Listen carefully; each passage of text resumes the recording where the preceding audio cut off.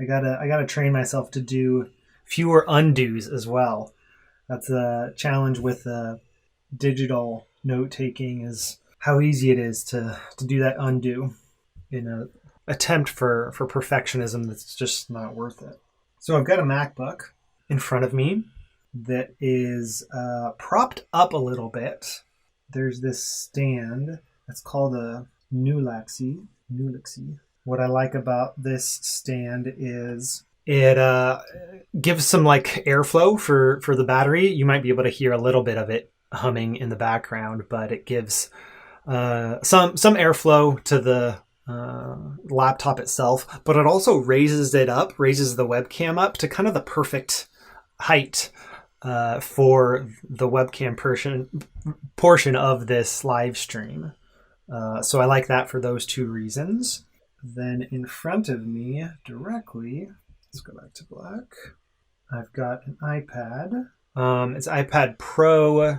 I think it's the first generation of iPad Pro from like 2015, 2016. I'm actually impressed with how well it's held up over the years too. Like it still seems to be running really well. It's the larger of the two, which I think is 12.9 inch. And it's the first Apple Pencil that I'm using. And the app is called Concepts, which I've done quite a few videos here about the app Concept. So kind of check out the library. I've got a playlist where I've collected all of those videos. It's my favorite sketchnoting app right now. Infinite canvas, vector-based. Once you get used to the tool setup, it's easy and quick to use. I am connected. I'm moving things around here. I have my iPad. Oh, I should have done it the other way, but that's okay. Connected via USB to the laptop.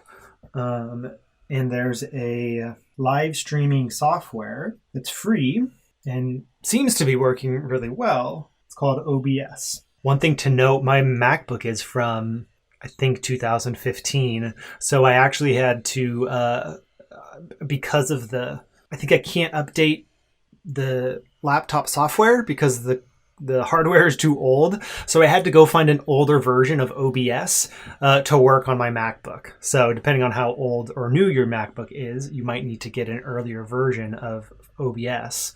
But it's pretty cool. Like what OBS does is creates this space where I can set up, okay, I want my iPad to be showing on the majority of the screen. And again, that's just through the USB. You can select that as a screen, but I actually like blew it up so that you're not seeing any of the tools within Concept. You're just seeing the canvas. I might experiment with that, showing the tools maybe at some point, but I also like having just like the blank canvas as our sketching space here. So that's one video input. And then the other video input is the webcam. And it's really easy to do like a masking, where if you just create an image of a white circle, that can create this circular mask. Otherwise, by default, it'll be rectangular. And the circular mask around the video just gives it a little more polish, I guess. And from an audio standpoint, I have a microphone. I'm still using a trusty blue Yeti microphone. I have it positioned in that way because there's a kind of a floating shelf that I drilled into a cross beam like right above me. So the mic is literally like right up there. So it is above me. And I think that covers the tools. And if you have these types of tools available to you, and if you're using sketchnoting to explore a topic that you already have some experience with, like there's so many directions that you can take your sketchnoting skills in general. For those that are kind of weaving sketchnoting into your current profession, if you're looking to like establish yourself as someone who knows a lot about your topic, or even you just want to like have conversations with other people about it, if you're getting your name out there, you're getting your work out there, I think like you should consider doing something like this yourself.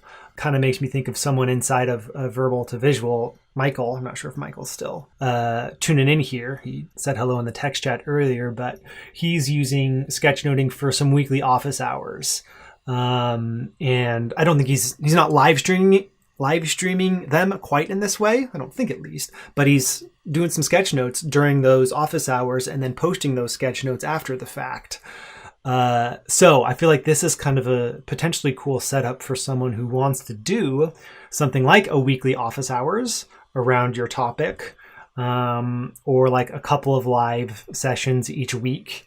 And it's relatively easy to do. And again, for all the same reasons that I just mentioned about why I'm doing this, like a lot of those might apply to you as well, even if your work doesn't live within the realm of sketchnoting or visual thinking. You can use these tools to amplify that work, and to get your name and your work out there. So I'd be curious to hear if others are intrigued by this setup, and just by seeing what it looks and feels like to watch and experience something like this, if that has you excited to maybe try doing it yourself.